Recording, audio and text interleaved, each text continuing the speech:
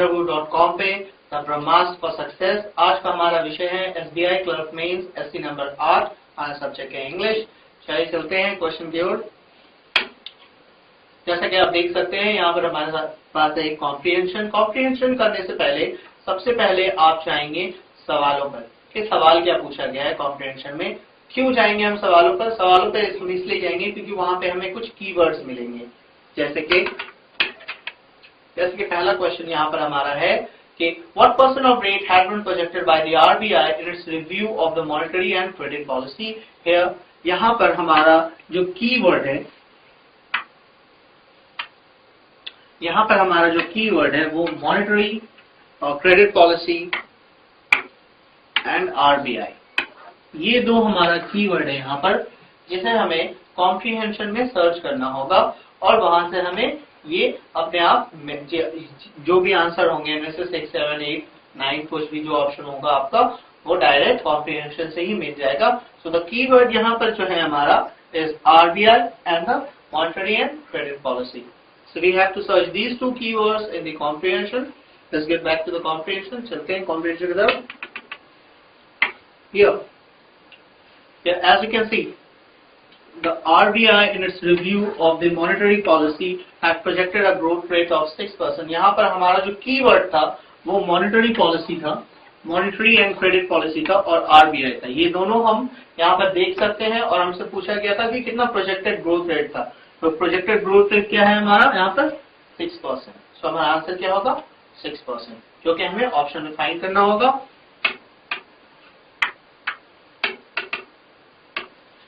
सो यहाँ पर देख सकते हैं ऑप्शन नंबर पहला ही ऑप्शन हमारा 6% है, जो कि हमारा क्वेश्चन था कि RBI what % has been projected by the RBI in its review of monetary and credit policy.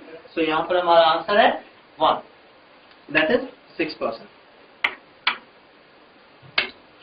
अगले क्वेश्चन की ओर चलते हैं। Which one is more upbeat in the assessment of global economic growth than it was a few month ago. यहाँ पर हमारा keyword होना चाहिए असेसमेंट और ग्लोबल इकोनॉमिक ग्रोथ।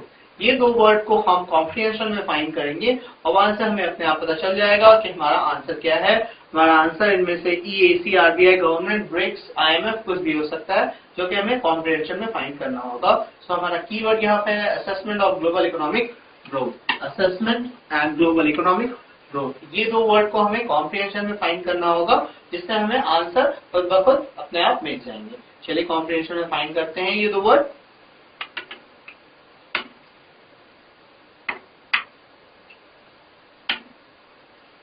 यहाँ पे देखते हैं the assessment and global economic growth, ये दो हमें यहीं पर मिल गए हैं। तो हमारा क्वेश्चन था which of the following has been more upbeat in its assessment of global economic growth, that is IMF. So हमारा आंसर है आईएमएफ। आईएमएफ ही अपने असेसमेंट में ग्लोबल इकोनॉमिक ग्रोथ में ज्यादा अपबीट था, जो कि हमारा कोई भी एक ऑप्शन में हो सकते हैं। चलिए ऑप्शन की तरफ। यहाँ पर आईएमएफ हमारा आंसर था, जो कि ऑप्शन नंबर 5 में है। सो क्वेश्चन नंबर 2 के लिए राइट आंसर है number 5, that is IMF. Moving on to the next question. On which fact the EAC's optimism is based on? The EAC optimism is based on, यहाँ पर हमारा keyword है EAC optimism, जो कि हमें कॉम्प्रिहेंशन में find करना है और हमें आंसर कुछ भी इनमें से होगा वो हमें खुद ब खुद मिल जाएगा। चलिए कॉम्प्रिहेंशन की ओर चलते हैं और फाइंड करते हैं हमारा keyword, that is EAC optimism। As you can see in the first line, the EAC optimism is based on the fact or the uptrend in the growth momentum। So यहाँ पर क्या है, that an uptrend in the growth momentum is clearly discernible। यहाँ पर ये word को हमें अपने ऑप्शन में फाइंड करना होगा, that is uptrend in the growth momentum is clearly discernible। Now moving on to the option, what was the option? An uptrend in the growth momentum is clearly indiscernible now। यहाँ पर हम देखते हैं question number 3, clearly mention है यहाँ पर, momentum is clearly indiscernible। So question number 3 का answer होगा option number 3। Moving on to the next question, on which of the following higher growth rate depends? इनमें से किस पे हायर ग्रोथ रेट डिपेंड करता है? तो यहाँ पर हमारा कीवर्ड है higher growth rate, higher economic growth rate. यहाँ पर हमारा कीवर्ड है जिसे हमें कॉम्प्रिहेंशन में फाइंड करना होगा। चलते हैं कॉम्प्रिहेंशन में और फाइंड करते हैं हाई इकोनॉमिक ग्रोथ रेट। यहाँ पर हाई इकोनॉमिक ग्रोथ रेट जैसे कि आप देख सकते हैं, we can find out here a successful Rabi crop holds only the higher economic growth rate holds the key. So a successful Rabi crop holds the key not only to higher economic growth rate but also to containing inflationary expectations. यहाँ पर हमारा answer है Rabi crop, जो कि हमारा question में था, which among the following is the key to higher economic growth rate? That is our Rabi crop. हमें Rabi crop को आंसर में फाइंड करना होगा ऑप्शन में। जैसा कि आप देख सकते हैं ऑप्शन नंबर 3 में अ सक्सेसफुल राबी क्रॉप दिया है, जो कि हमारा आंसर था, तो आप आराम से ये मार्क कर देंगे। ऑप्शन नंबर 3 जो कि हमारा आंसर है, that is question 4, option number 3 is the correct option. आगे बढ़ते हैं। पूछा गया है क्वेश्चन में विच ऑफ द फॉलोइंग, इनमें से कौन सा ऑप्शन गलत है अकॉर्डिंग टू द पैसेज। पहला ऑप्शन जैसे कि हम पढ़ते थे, prime minister economic advisory council headed by an advisor has been cautiously optimistic in its assessment of the economy of the current year.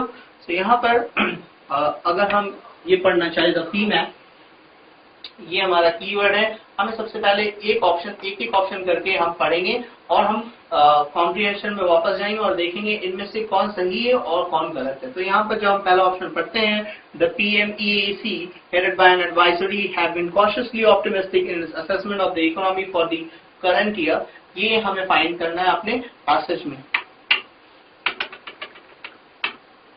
Here, the advisory council has been cautiously optimistic. So ये part हमारा already comprehension में mention है, सो ये part सही है। सो हमारे question में था कि इनमें से कौन सा पार्ट है जो कि सही नहीं है। सो पहला ऑप्शन जो हमने देखा वो ऑलरेडी मेंशन था हमारे कॉम्प्रिहेंशन में, जो कि सही है। तो पहला पार्ट जो क्वेश्चन का था, क्वेश्चन नंबर 5 का पहला पार्ट, वो सही है। दूसरे पार्ट में चलते हैं। In its report the council projects a GDP growth rate of 6.5%। यहाँ पर हमें देखना है दूसरा जो है उसमें कीवर्ड है हमारा काउंसिल और 6.5%, ये हमें फाइंड करना है आपके कॉम्प्रिहेंशन में।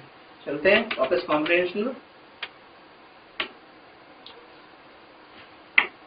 यहाँ पर देखेंगे काउंसिल हमें फाइंड करना है, that is council projects a GDP growth rate of 6.5%। यही था हमारे कॉम्प्रिहेंशन के ऑप्शन नंबर क्वेश्चन 5 के ऑप्शन नंबर बी में, that is the council projects a GDP of growth rate of 6.5%, माने इट्स करेक्ट, ये सही है। तो जब हम वापस जाएंगे, सो ऑप्शन 1 और 2 दोनों ही सही है। The reserve bank of India in its review of the monetary and credit policy had projected a growth rate of 6% but with an upward bias.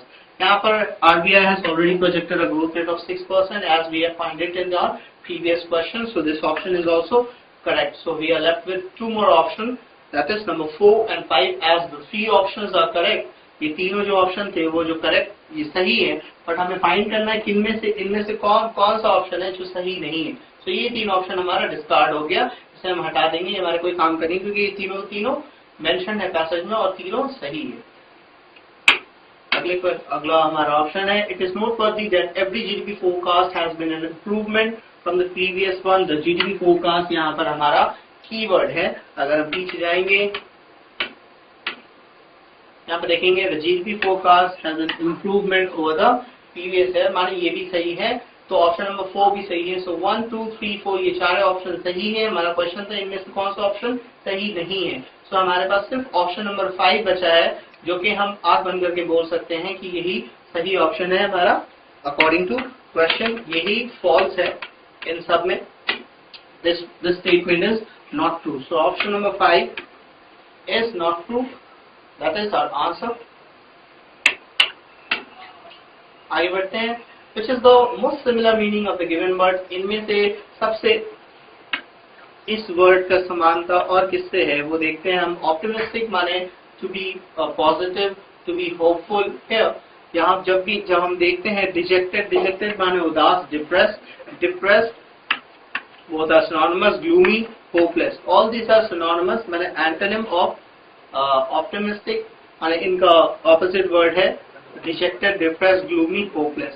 हमें पूछा गया है कौन सा ऐसा word है which is similar to optimistic, that is hopeful. So our answer would be option number C. अगला question है which is the most similar meaning of the word discernible. Discernible से कौन सा वर्ड ये समानता रखता है? That is discernible हमारा माने होता है distinct, something that is visible, something that is noticeable. यहाँ पर जो हम देखेंगे, यहाँ पर हमें पूछा गया which is the most similar meaning of the given word. Discernible माने हमारा होता है recognizable, जो कि हमारा ऑप्शन नंबर बी में. सो हम बोल सकते हैं discernible is similar to recognizable. ये हमारा आंसर है. अगले क्वेश्चन की ओर बढ़ते हैं. अगला क्वेश्चन हमारा which is the most opposite meaning of the given word? Justifiable to means to be lawful, to be warranted, to be allowable, acceptable, reasonable. These all are synonymous to justifiable. जबकि हमें पूछा गया which of the following word is the most opposite meaning, that is unwarranted. We can go with option number 4. That is our answer. एक्सपीरियंट का opposite पूछा गया है. यहाँ पर एक्सपीरियंट माने होता है beneficial, something which is useful, which is effective, desirable, appropriate. ये सारे सिनोनिमस है हमारे एक्सपीरियंट के. हमसे पूछा गया ऑपोजिट क्या होता है. ऑपोजिट इसका unbeneficial. That is option number 5. बढ़ते हैं नेक्स्ट पार्ट की ओर, that is sentence rearrangement. Sentence rearrangement में हमें सबसे पहले पढ़ना पड़ता है सारे के सारे जितने भी सेंटेंस दिए हैं हमारे, उसे हम पहले झट से एक बार पढ़ लेंगे और उसके बाद हम वहां से उसका थीम निकालेंगे कि थीम क्या है उस पूरे पैसेज का.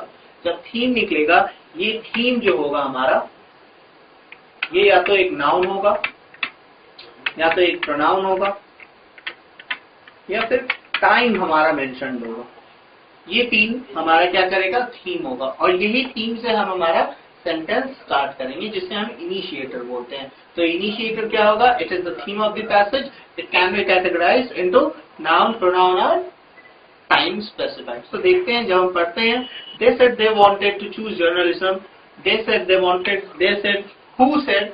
यहाँ पर किसने बोला हमें पता नहीं है, तो ये हमारा पहला सेंटेंस नहीं हो सकता है. One of them said, one of them who. Again यहाँ पर कौन बोल रहा है, यहाँ पर हमें नहीं पता है. तो this also can't be the first or the initiator of the starting sentence.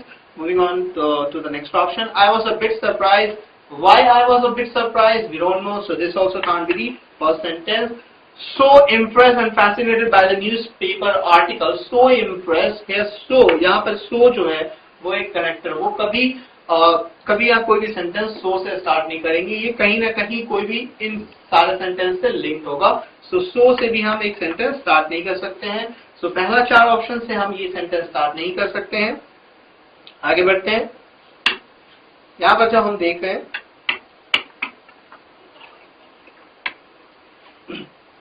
यहां हम देख सकते हैं, I told them there was nothing wrong with their decision.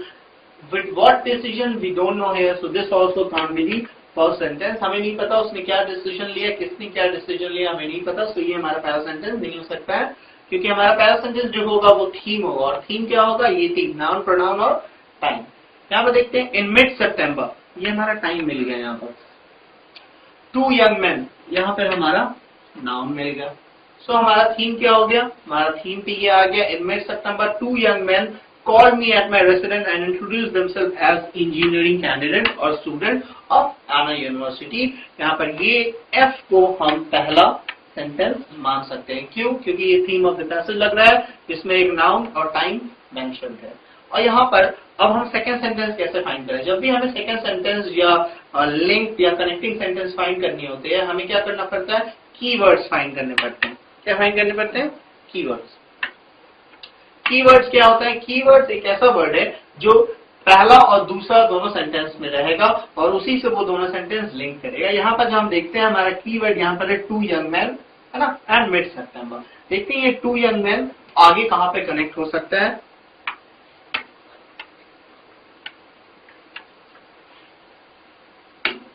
हम बैक जाते हैं. यहाँ पे देखते हैं, the 2 young man visited me in mid-September, the two young men called me at my residence and introduced themselves as engineering students of Anna University.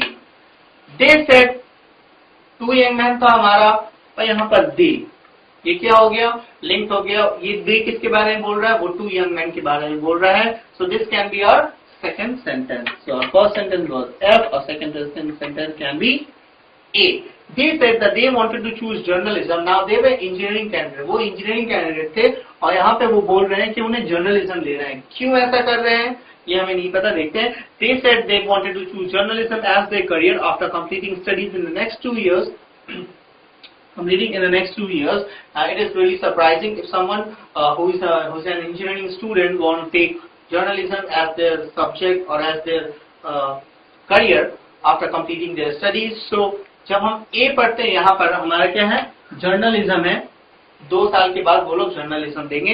यहाँ पर I was a bit surprised and asked them why. Obviously कोई भी surprise होगा अगर कोई candidate engineering candidate journalism लेगा अपने पढ़ाई के बाद. So it is really surprising. यहाँ पर हम C को एज अ कनेक्टर यूज कर सकते हैं because the two incidents, the engineering candidate taking up journalism is really surprising. So the author asked why they are doing so, taking journalism as the subject. So this can be linked as the third sentence, that is C. One of them said, now the author has asked them something, they have to reply to him. Now they have replied. One of them said, yes, this is a reply to the author. One of them said they had been regular readers for the past few years, regular readers of newspaper for the past few years as they're concerned with journalism, so they have to be good readers, regular readers of the past few years. So this sentence can be linked to this sentence as sentence C asks a question, and sentence B answers to it, that is B. Next option, FACB, we are done with it. Now, one of them said they had been regular readers for the past few years and they were so impressed and fascinated by newspaper article that they decided to become journalists. So, without any doubt, option D can be placed after option B because here so is a connector which can be linked to option B. So, we are here with our 5 options, that is F, A, C, B, D. Now, we are left with only 2 options. That is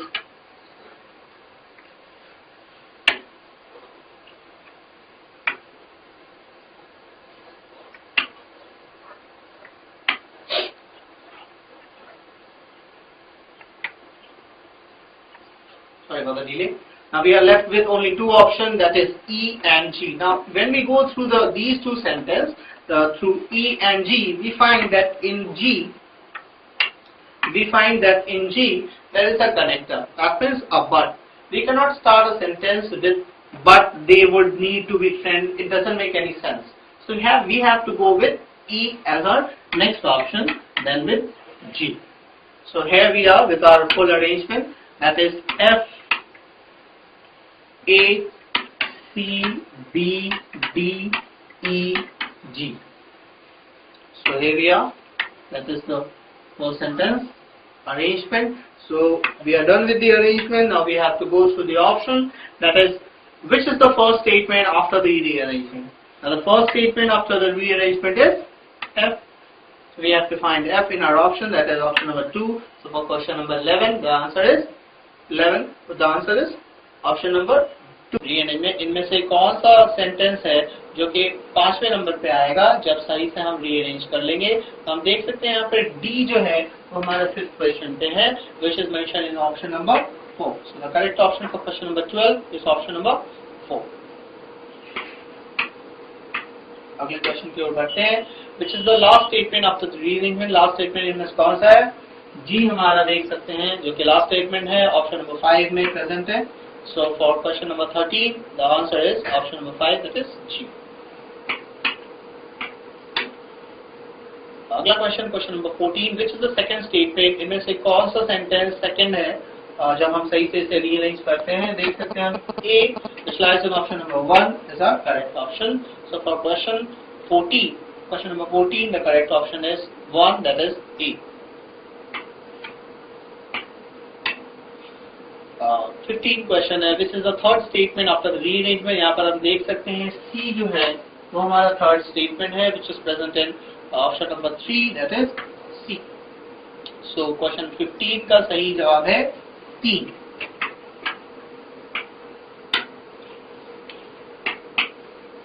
यहाँ पर हम आगे हैं common error में। Common error में हमें सबसे पहले सारे के सारे जो सेंटेंस दिए हैं उसे अच्छे से रीड करना है और उनमें से कोई भी एक पार्ट ऑफ द सेंटेंस में हमें एरर फाइंड करने हैं। देखते हैं इनमें से एरर किसमें है। जब हम क्वेश्चन पढ़ते हैं, the road map for autonomy along with its legal constitutional implication should be worked out through detail deliberation. यहाँ पर सारा का सारा सेंटेंस हमारा फ्यूचर में है लेकिन पैसिव वॉइस में है, तो इसलिए हमारा वर्ब का सेकंड फॉर्म शुड वर्ब का सेकंड फॉर्म यहाँ पे वर्ब यूज हुआ है। यहाँ पर हमारा गलती ऑप्शन नंबर 4 में है। यहाँ पे डिटेल डेलिब्रेशन की जगह हमें डिटेल्ड डेलिब्रेशन यूज करनी चाहिए। डिटेल डेलिब्रेशन यूज करेंगे। क्यों यूज करेंगे? क्योंकि फ्यूचर पैसिव वॉइस में है, इसलिए हम यहाँ पर डिटेल डेलिब्रेशन यूज करेंगे। सो हमारा the correct option lies in option number 4। So we have to go with option number 4. Option number 4 के साथ जाएंगे। हमारा अगला क्वेश्चन है, there is no doubt that the huge stimulus package delivered by his government propelled demand over the past few months। यहाँ पर few जो कि हमारा प्लूरल फॉर्म में है और मंथ हमारा सिंगुलर फॉर्म में है, तो few के साथ हमारा मंथ कभी नहीं आएगा, मंथ्स आएगा। सो द करेक्शन यहाँ पर करेक्शन कहाँ पर आएगा? ऑप्शन नंबर 4 में। That's it। अगले क्वेश्चन की ओर बढ़ते हैं। Unemployment is still hovering uncomfortably close to 10% and consumer credit continues to fall। Unemployment is still hovering uncomfortably close to 10% and consumer credit continues to fall। I don't find any error in this। हमें इसमें कोई error नहीं दिख रहा है, तो हम यहाँ पर ऑप्शन नंबर 5 को टिक कर सकते हैं। जहाँ हमारे सेंटेंस में कोई एरर नहीं होगा तो हम ऑप्शन नंबर 5 को टिक करेंगे। जो क्वेश्चन की ओर बढ़ते हैं, question number 19। Humongous programme like NREGA need. यहाँ पर देखिए programme, humongous programme that is singular like NREGA. यहाँ पे जो वर्ब है ये हमारा प्लूरल है। जब हमारा एंटिटी सिंगुलर है तो हमारा वर्ब भी सिंगुलर होना चाहिए। वहाँ पे नीड की जगह नीड्स होनी चाहिए, यहाँ पे एक एस लगना चाहिए। So the correction lies in option number 1। तो हमारा सही जवाब होगा ऑप्शन 1। लास्ट क्वेश्चन की ओर बढ़ते हैं। In order for ensure maximum autonomy, the chairperson of NAN should be an individual of established integrity, eminence, choose from public life। यहाँ पर देखते हैं in order for की जगह हमें in order to is a correct phrase। in order to जब भी हम कुछ consider या consideration पे लेते हैं, यहाँ पर दिया गया in order to what? in order to ensure maximum autonomy। so हमारे यहाँ पर क्या हो जाएगा? phrase replace हो जाएगा, in order for की जगह in order to लगाएंगे। That means the correct option lies in option number 1। So that's it, friend. We have come to the end of the discussion. Thank you for visiting mahindra.com and watching our ST। और भी आप देख सकते हैं, यहाँ पर हमें subscribe करें, लाइक करना ना भूलें और कमेंट करें। फॉलो करें हमें mahindra.com और Mahindra Group ऐप में। That's all for today।